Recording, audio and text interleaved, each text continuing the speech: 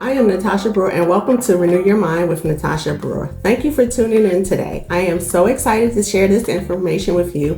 As always, for those of you who don't know me, I am an author, music producer, and songwriter, CEO of Resonation Entertainment Group, the creator of 9 Steps to Writing Your Life's Love Song, and I have a mission purpose to help people to renew their mind. Oh, last but not least, I am the visionary and producer of the Renew Your Mind retreat. Exciting, right? Yes. So the 2019 Renew Your Mind retreat is taking place October the 11th through the 13th in Deep Creek, Maryland. I am formally inviting you all who are viewing this video to attend. You have many options to register. You can email admin@rymchallenge.com. You can register on Eventbrite. Go to bit.ly/rymretreat 2019 today to secure your spot. Space is limited, so act now.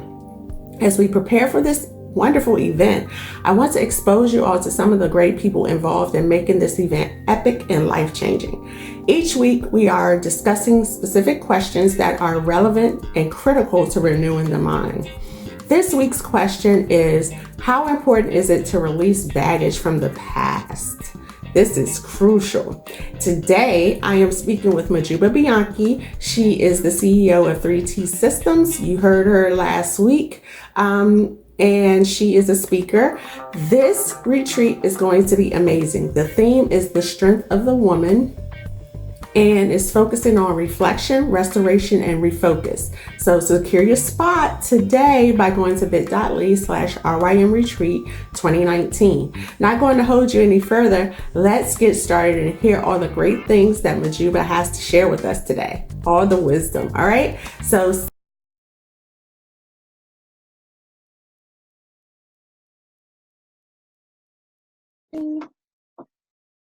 hi, everyone. This is Natashia Brewer. I'm here with Mahjooba Bianchi again. I'm going to let her introduce herself, and then we'll talk about what the question is today. Good morning, Mahjooba. How are you? Hi, I'm good. I'm happy to be here. Tell us about yourself again. Let people know who you are. Absolutely. My name is Mahjooba Bianchi.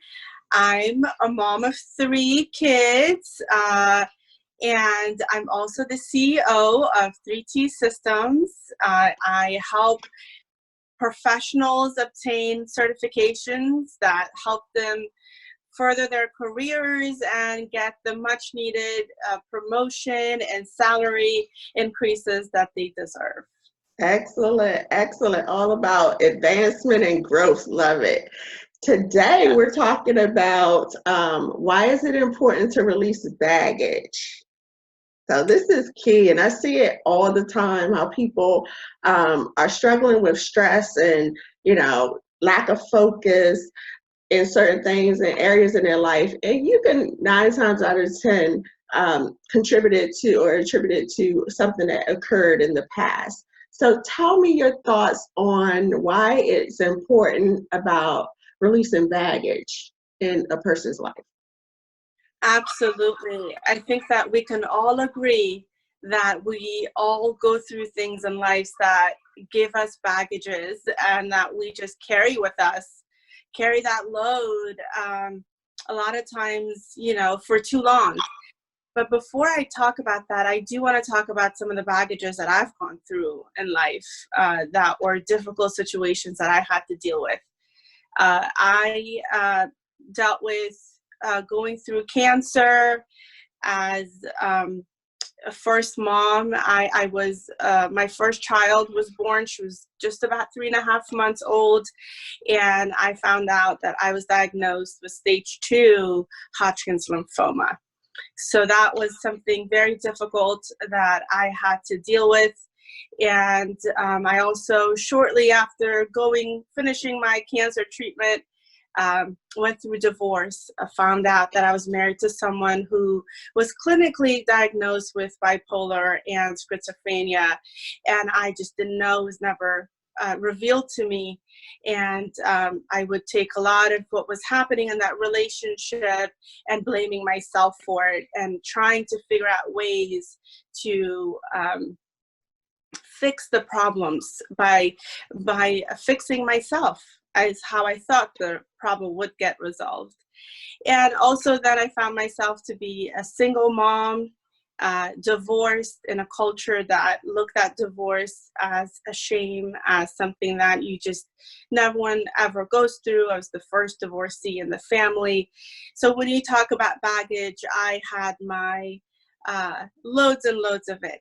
And so this topic is very close to me. It's very dear to me because it did take some realizations for me to grow from that, or what I call get the upgrades and then reboot and restart and move on with your life. And that's exactly what I did. Yeah, that's important because it's like we all go through so much in life. And it's not like men don't go through a lot, but it seems like women, we try to overcompensate for other people, and try to carry their baggage too, and try to fix people.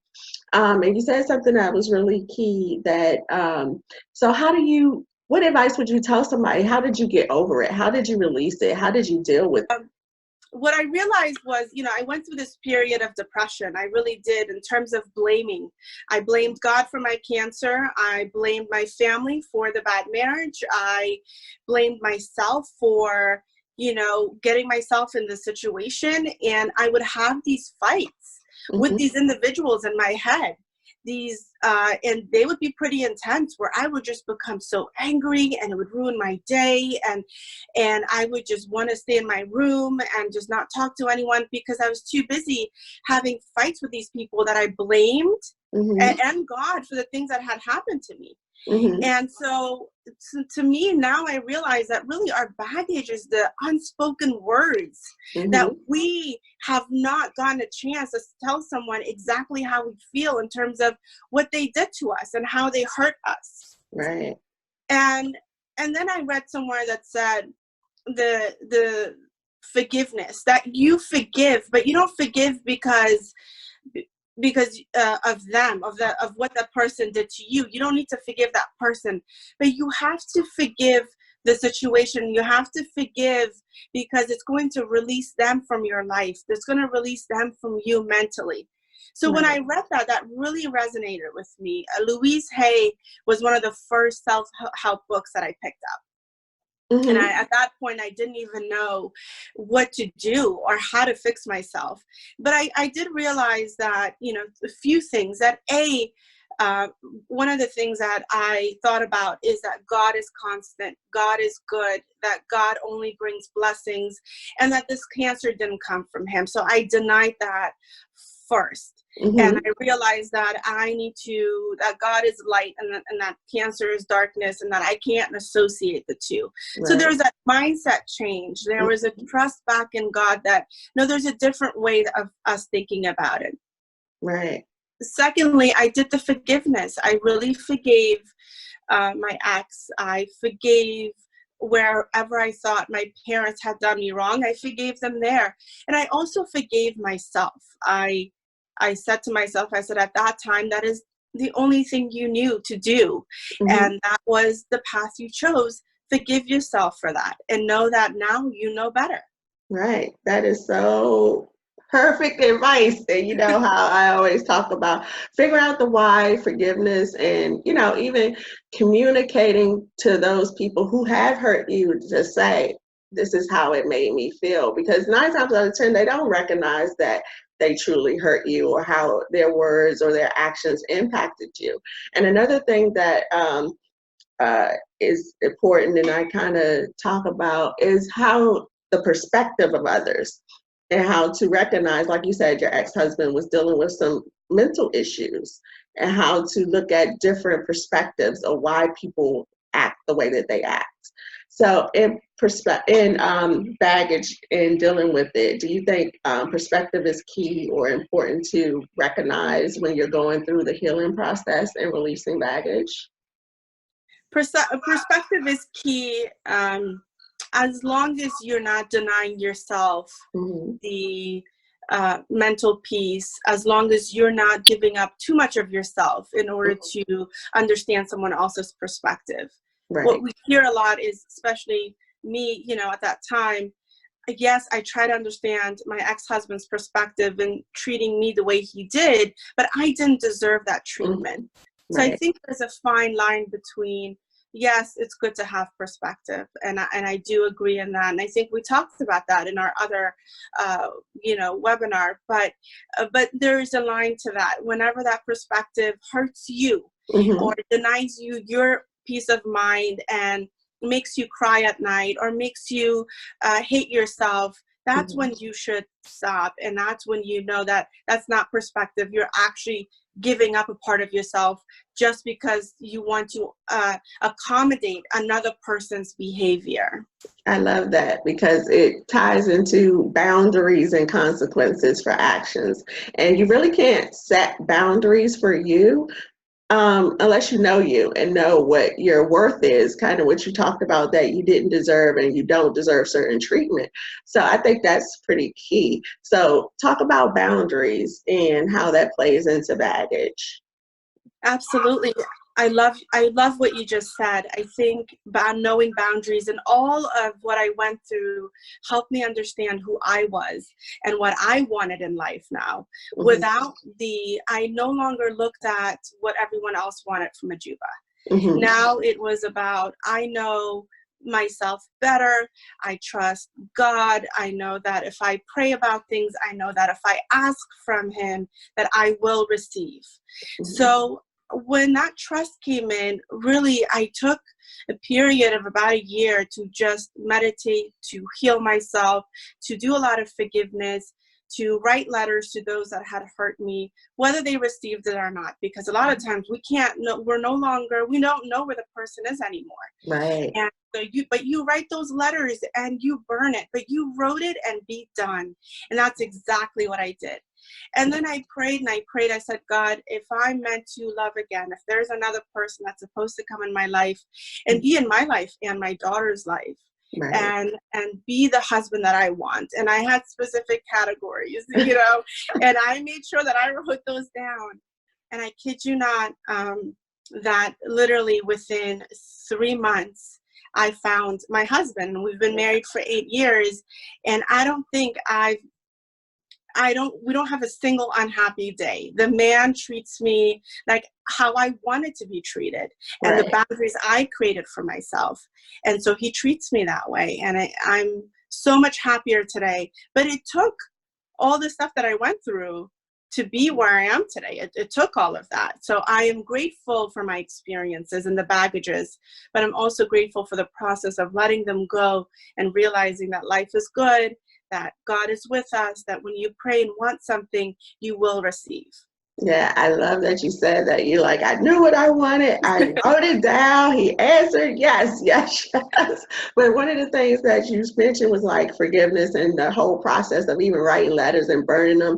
That's key. You have to get it out of yourself to just truly forgive a person.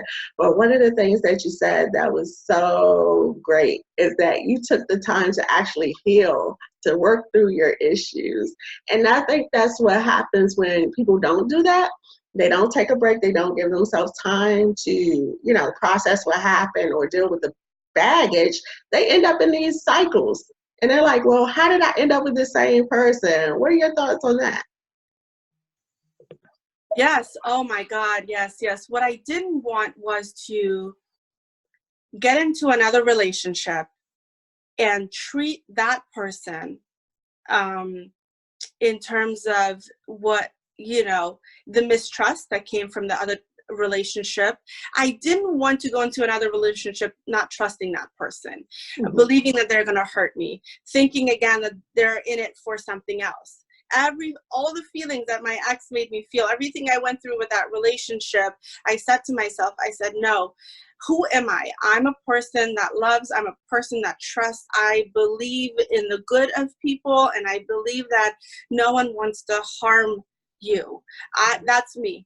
I don't care what I've gone through. I don't care if people have lied to me. To me, I'm always going to believe that people are good. And I realized that. And so then a part of it was that whatever relationship I was going to go in next, I was going to give him a fair chance. But that's not to say that my husband didn't have patience with me. There were times where I questioned certain things and he said, I am not your ex. Yeah. I want you to stop. I am not your ex. And the first time he said that to me, it was like, boom, like, Right. you know, what is, I loved hearing it because he was absolutely right. Right. And it was going to be unfair to him if I didn't take that 1 year of healing and understanding who I was. So yeah, it's not fair to the next person that comes into your life.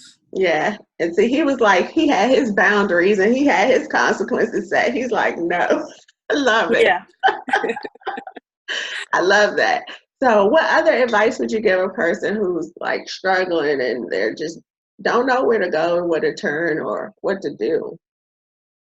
I think one of the biggest things is to look within and forgive yourself first. We make decisions at that moment because we don't know any better. And forgive yourself if you did choose the wrong path. It's okay.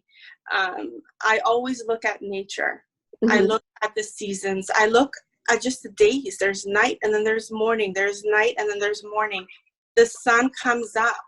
You know, the seasons change, and that's how we are as human beings. Things come into our lives, no matter how hard it is at that time. That was a decision you made, but you know what? Tomorrow's another day. Tomorrow you can say to yourself, I will do better today. I've learned from yesterday. And again, the second thing is have that mental fight with that person. You don't need to say it to them, or if it really makes you feel good, write it out, send them that email, but take your own side of the ownership of the problem as well. Don't just blame everything on that person. What did you do? What could you have done better? Where could you have, where were you, what was your fault in that? And it's always important to start with, I should have done this and maybe things would have been different, because we can't always look at things from a one-way street. There's always two individuals or three individuals, and we have to look at our own side into things. And that's another thing I did was everything that happened in my life, from the cancer and my ex-husband and the divorce. I always looked at it and I said, sure, the culture is in it, but what about me? I was old enough to make decisions. I did not have to listen to anyone. I could have said no to that relationship. I could have walked away much earlier than I actually did. So I have to look at that, and I have to say to myself that, Mahjooba, you played a part in that. And that's where the initial healing starts from, when you realize that there are things within you that you have to work on first before you point the finger at anyone else. Yeah. And I truly believe, like, when we go through things, I don't think anything's by chance. You know what I mean? I think things happen in our lives to get something out of us, like to make us grow and to make us recognize who we are and who we were created to be. So I appreciate everything that you said today. It was words of wisdom, nuggets of information that was going to help someone else to release the baggage and become better, and particularly recognize, like you said, their role in the situation. Ownership is key, because people always try to point the fingers. So I appreciate you and taking the time today to speak and to share your wisdom today. So anything else you want to share? How can people keep in touch with you going forward? Because you will be at the Renew Your Mind retreat this coming October, sharing your wisdom at Lunch and Love. So check her out. Yes. Oh my God. I am so excited for this retreat, because I feel like it's going to give me the time to recharge my brain, to bring those energies back into balance, to be around some positive people and really reflect. Yeah. That's what this retreat is all about, is to reflect, is to think, it's to move away from things, the daily grind that we're in, where we're too busy to sit down and reflect. So that's what I'm excited about with this retreat. And that's really why I'm going to be going there. And, and so that's one of the biggest reasons that I'm excited. And of course, Natasha is I know you, and I know what type of person you are. You're working on every little detail. So I am so excited. And I know it'll be a great event. I look forward to seeing a lot of you there. And if you need to connect with me, if anything that I said today resonated with you, you can find me on Facebook under Mahjooba Bianchi. You can find me on Facebook under Mahjooba Bianchi and on Instagram under Mahjooba EasyPM. So I'm in both places. Feel free to reach out. And again, I just want to let you know that I get a lot of my wisdom from Natasha herself. And I think there's no one better than Natasha who can guide us and help us in really understanding and reflecting in terms of where we were in our past and really how to learn from that and move forward. So I'm appreciative of meeting you. I love how life has brought us together, and that today we can help other women who have gone through things or are still going through things. Yes. Thank you so much. Thank you. Thank you. Check her out, and be there to meet her at the Renew Your Mind retreat in October. Absolutely. Bye. Bye. Tasha, that was an amazing conversation with Mahjooba Bianchi. Did you notice that we both had on royal blue today? Great minds. As stated, she is one of the amazing speakers at the 2019 Renew Your Mind retreat. The 2019 Renew Your Mind retreat is October the 11th through the 13th in Deep Creek, Maryland. Again, I invite you all who are viewing this video today to attend. You have many options to register. As I stated before, you can email admin@rymchallenge.com. You can register on Eventbrite. Go to bit.ly/rymretreat 2019 today to secure your spot. As I stated, space is very limited. I look forward to seeing you there. The theme is Strength of a Woman, focusing on reflection, restoration, and refocus. So secure your spot today by going to bit.ly/rymretreat 2019. Have a wonderful day, or you can email us, of course, but peace and blessings. Bye.